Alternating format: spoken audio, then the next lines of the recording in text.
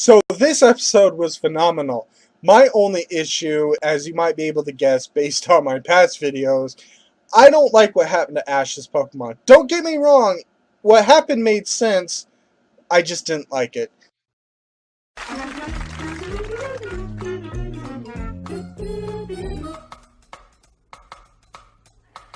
Pokemon! Pokemon! Pokemon! Pokemon!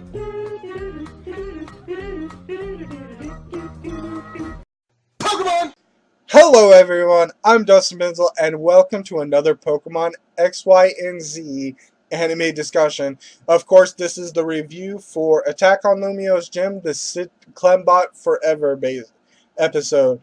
So in this episode, of course, we will discuss the Clembot Forever episode, and then of course we will discuss the 1 hour special, as well as new titles and summaries, maybe even new titles for the Team Flare arc, because I don't know if I discussed every title for that so far. So, as I was saying in my intro comment, is that while it did make sense, I'm not entirely happy what happened to Ash's Pokemon. Objectively, it didn't take away from the Team Flare arc, but it does take away from the overall series.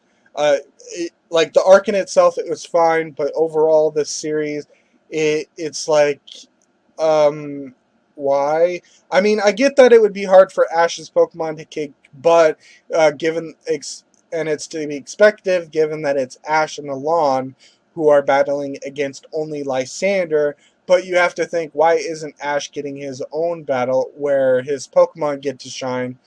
I mean, I guess they did that because Serena Clemont did their own got their own shining focus of battling, but then again, Clemont got like 3 different trainers.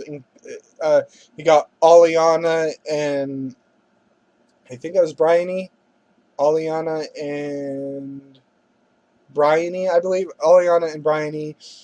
And then, of course, in this particular episode, he got 06. Sure, I think it was Bryony was more about Clembot battling, but still, it seems kind of weird that Clemont actually got the little battle a little bit more and more rewarding than with Ash. But anyway, it's whatever. So anyway, let's of course go into the synopsis, or going over what happened in this particular episode. So of course we have Noivern blocking a Dragonfell from Gyarados that was aiming at Pikachu, effectively knocking it out, but not quite knocking it out, just enough for Ash to recall it. And then shortly afterwards, Hawlucha is knocked out. And then, of course, we see Blaziken Mask trying to stop Bonnie, but Bonnie insists on trying to break through to Puny-chan. Clembot manages to hack the door, and Clemont has Luxray, electrifying the ground, knocking out 2 of the grunts. While Clembot hacks the weapon-controlling Zygarde, Rosa comes to see what the commotion is and starts battling against Clemont. Then we cut to Serena, Team Rocket, Sycamore, Marin approaching Lysander Labs, and Mabel is there with Weavile, Then Steven Stone shows up to battle Team Flare, while Sycamore, Serena, Marin, Team Rocket go inside where they meet up with Celosia, and that's when Team Rocket decide to reveal themselves, while Serena, Sycamore, Marin go after Marin's chessman. It's like everyone has their own particular role in this arc, and it's really amazing. The only one who technically doesn't have a role is Marin. Marin's kind of just there for the ride. I mean, they're there to get Marin's chessman, but it's like she really doesn't have a purpose, which is kind of amusing because we have Ash and Alon battling against Lysander, Serena and Sycamore acting as bodyguards for Marin, and then of course Steven Stone or whatever, Diantha and everyone is helping everyone. Marin's like kind of just there, like she's like the reason that they're there, but she doesn't really have a very big role outside of making sure her chessman is okay. That's kind of weird, but it's really nice that everyone has these particular parts that are unique. So anyway, so of course let's cut back to Alon and Ash, where Gudra takes a Hybrid Beam and is effectively taken out of the battle. Then, of course, so is Talonflame, leaving Ash with only Pikachu and Ash Greninja, along with Mega Charizard and Lysander with an unstoppable Gyarados. Before I continue, I want to address this particular point at this because I think it was explained that why Gyarados was so unstoppable, at least by Lysander's terms. And I could be wrong, but I feel like this almost connects with my fan fiction story I'm writing. Not obviously they didn't take my idea or whatever you may assume. I'm just saying that I'm in my fan fiction. I did bring up a particular similar story point in regards to this, and it's really nice to see that it is seemingly plausible based on this, whatever the translation was for this episode. So, but I won't go too much detail in fanfic. I'll just give a basic plot overview of what I'm talking about. But anyway, first off, let me say what Lysander was saying. And Lysander was talking about animal instinct, raw power, unrestrained power, which is why Gyarados is so powerful. Unlike the tame Pokemon of Mega Charizard and Ash Greninja, which are restrained somehow. Now, in my fan fiction, due to story reasons, I introduced the concept of two type of Pokemon powers in regards to attacks. That a Pokemon move can be of two different powers. The normal everyday battling style, which causes a Pokemon to faint, and then the more violent, destructive, intentional battling power that could be end up used to basically kill another Pokemon or even a human, like the purposefully intent to kill something, basically, is what I'm trying to say. So I guess an example would be like, maybe something more understandable would be like two humans fighting, and they have a contraption that every time that they're hit, it delivers a non-fatal stream of electricity, to the point that if they are hit with too much electricity, they just get knocked out, but they aren't killed. But then there's the aspect of going even further than that and basically causing like internal bleeding leading up to death, for the purposes of killing that entity or whatever. So like let's say in terms of this episode, we have Gyarados and Mega Charizard and Greninja fighting each other. Gyarados is putting the intention to cause as much painful, destructive harm on these Pokemon, but because of Lysander's definition of tame, they're technically holding back because they want to fight how Pokemon should fight in the Pokemon world, rather than to the death just to knock out the other opponent. So I think that's what Lysander is talking about, but I'm not really sure. But I think it's nice that it is potentially possible that's what the case may be. So yeah, it's getting pretty dark. So of course, let's jump right back into the episode after that moment of Charizard and Greninja being against Lysander and his unstoppable Gyarados. Malva managed to show up and explain that while she understood what Team Flare's position was, and she accepted a little bit, she basically drew the line at destroying the whole entire world to get it to change. So while Malva is willing to get, and not why, so it's giving, Malva is willing to allow people to change themselves rather than forcing the change upon them.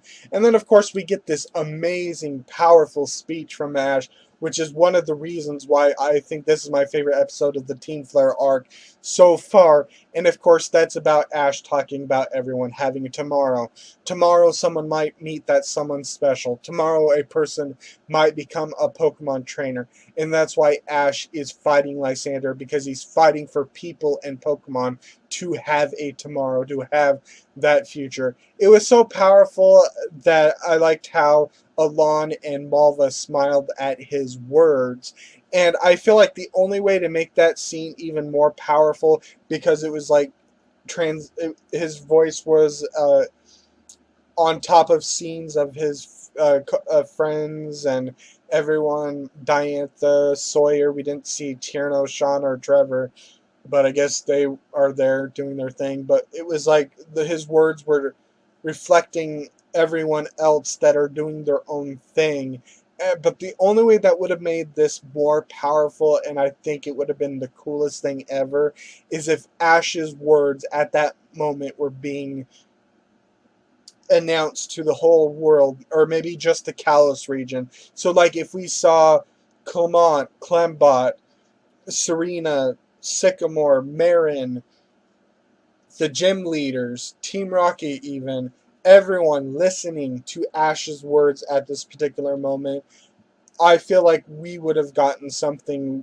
really amazing. We would have gotten the really coolest scene, because I think that would have cemented Ash being a hero, in regards to this or whatever, being the hero of the Kalos region, everything or whatever. But I'll take what we can get. If we can just get a powerful scene, even if it's just Malva and Alon and Lysander and Ash's Pokemon, Malva's Houndoom, Mega Gyarados, and Mega Charizard X listening, I'll take that. But it would have been amazing if this was being announced to everyone and everyone could hear this. So anyway, we cut to Marin and Sycamore getting chespin while Serena blocks the Team Flare grunts. Then Steven Stone shows up. Of course, I need to mention at this particular point that Lysander Labs houses the Megalith from Mega Evolution Act 3. That's also important because the Megalith is there, and it will, of course, have purposes for the upcoming 1 hour special. Spoilers, but we will talk about that. Then, of course, we get this touching moment with Bonnie and Red Puny Chan Zygarde 50% form, where Bonnie gets upset because she can't quite break through to Puny Chan, but then she starts singing the Puny Chan song, which then eventually breaks through to Puny Chan and reverts it back into its cute little Puny Chan form.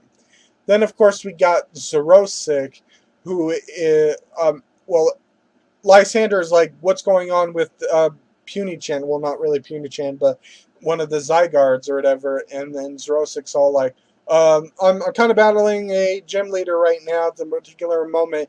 And then, of course, it cuts to that battle. And, of course, Xerosic loses to Clemont.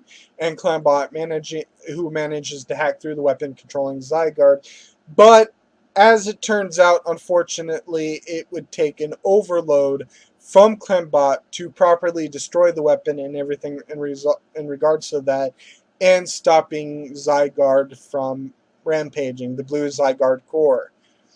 And of course, this would mean destroying Clembot's memories and likely personality that was created as a result, and its basic existence. So Clemont is obviously upset about this, but Clembot was right, and he realizes that he has no choice to do this because it's the right thing to do to save everyone, to stop this. And unfortunately, Clembot is destroyed to destroy the weapon, which causes Blue Zygarde 50% form to revert back into its Blue Zygarde core form, which is unfortunate. And of course, we see Clemont being really upset about this, as we see a destroyed Clembot on the ground. That's very dark. I mean, I get why they did it, because it is just a robot, but wow, that was pretty dark. Anyway, the episode ends with basically Lysander not giving up yet, obviously, because there's 2 more episodes to come. So like I said, this was my favorite episode of Team Flare arc so far. I mean, sure, I didn't like that Ash's Pokemon were treated as useless as usual, but based on what was happening, I guess it was to be expected. So I can't wait to see what the upcoming 1 hour special will bring. And in regards to that, we have a bit to talk about, but I'll try and keep it brief because we're already near the 15-minute mark here. So, of course, I will talk about the titles and summaries for the 1 hour special, as well as the summaries and as well as the title summary of the following episode after. Unfortunately, I have to be the bearer of bad news and say that we will have a 2-week break, which means that, yes, next week will be the 1 hour special, which will be the 15th of September, but we won't get a new episode until the 6th of October. That's a long time to wait. So, of course, what are the titles and summaries? XY&Z Episode 42, The Megalith Advances, Kalos Defense Line. Thanks to Clemont and Bonnie, Ash and others managed to retrieve Squishy, but as the group wonders if this has has put a stop to the incident as well. Something strange happens to the legendary megalith located in Lysander Labs. Episode XY&Z, episode 43, Zygarde fights back, the final battle for Kalos. In order to rescue Harry-san Chespy, or Marin's Chespin, and also to save the world, Ash and the others go up against overwhelming, powerful megalith. With their companions opening the way for them, Ash and Alon succeed in making their way into the megalith's interior. They succeed in rescuing Harry-san Chespy and Marin's Chespin, but, and also, I don't know why it's not here, it may have been somewhere else, but XY&Z episode 43, or 42, the megalith advances Kalos defense line. We actually got a line that specifically said that the megalith swallows Marin's Chespin, so that's really interesting. So, okay, then of course on October 6th, we have XY&Z episode 44. We start at 0, Clemont's decision. As things are returning to normal, the following flare incident, the damaged Kalos region, starts its gradual restoration process. Clemont has spent his days hard at working at rebuilding the gym and repairing the Clembot. And finally, on the day before the gym is going to reopen, a boy comes to visit. And then, of course, we also have this other summary that kind of gives a little bit more information. The incident caused by Flare has come to an end, and the Kalos region starts getting restored little by little. Clemont is also busy restoring the gym and repairing the Clembot. On the day before the gym is finally going to reopen, a boy comes to visit Clemont. The boy tells him that he challenged the Clembot to a gym battle once and lost against it, and that he now has come for a rematch. Ooh, yeah. So, yeah, for the upcoming episodes, we know that the gym leaders will show up. I don't know if they're going to be showing up in the Megalith episode or Zygarde Fights Back, but they will show up, their voice actors in there. Strangely, we don't see Alexa. I don't know what's going on with Alexa. Might have something to do with her voice actress. I'm not entirely sure. So 100% Zygarde Complete will show up at some point, and I think I've even seen a scene of the upcoming 1 hour special of the 2 Zygarde core and creating that green barrier that seems to be what creates the complete form. So of course, and the Megalith apparently becomes a corrupted version of Zygarde 50% form. So that will definitely be interesting. Now as for the Clemont's decision episode, I think we can conclude that Clemont will take over as gym leader. So we'll see what that has the effect on the rest of the series. He's obviously going to leave. Maybe at this particular point, he's going to be the gym leader from now on. I don't know if the rest of the episodes are going to take place in Lumiose before the next anime series or before the conclusion. I have no idea what's going on there. I don't know if this is goodbye for Clemont and Bonnie, and Ash and Serena will have a few episodes devoted to just them so they can conclude their story. I'm not entirely sure what's going to happen, so I guess we'll just have to wait and see in regards to that. But that's not all. For the conclusion of this video, there is one thing that needs to be mentioned. After the 1 hour special, we will get a huge announcement. I could be wrong, but I'm placing my bets of the Sun and Moon anime series to be properly announced, and I expect a preview, a trailer of the upcoming series too. And I think we might even get a cool trailer. Perhaps we can predict what starter Ash will get, or some of the few Pokemon that he'll get in the beginning. At the very least, though, maybe not, we'll at least maybe get to see 7th generation in anime form, so that'll be interesting. I have one prediction that I'll address further after the 1 hour special airs. Of course, there will be 3 videos made from that day, maybe not on that day, but closely after. Of course, there will be 2 review videos for those 2 episodes that will be airing. They'll be separate, not in one episode, one video. I mean, sure, I would like to, but I'll probably have a lot to discuss during that moment. So it'll be 2 separate videos for that. And then the 3rd video will primarily be about whatever that announcement is, whether it's the next anime or not, something relevant. So, but there is one little prediction that I do want to discuss, and And here's a preview of my prediction that I will discuss during that moment. Hopefully we'll get some confirmation from that trailer. But if you don't know, and I'm saving discussion for this particular character when we get more Sun and Moon information on the 14th, I believe.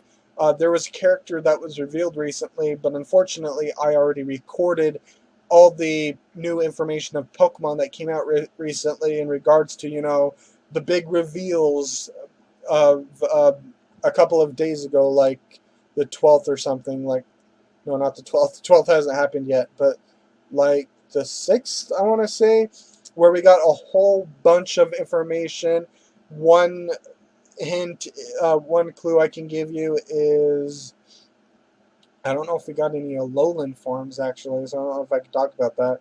Oh, yeah, Alolan Eradicate, for example, that information that was revealed, something like that. So I'm going to wait before I discuss that in further detail, but I will make a prediction that Professor Oak's cousin that was recently revealed will have something to do with why Ash will travel to the Alola region.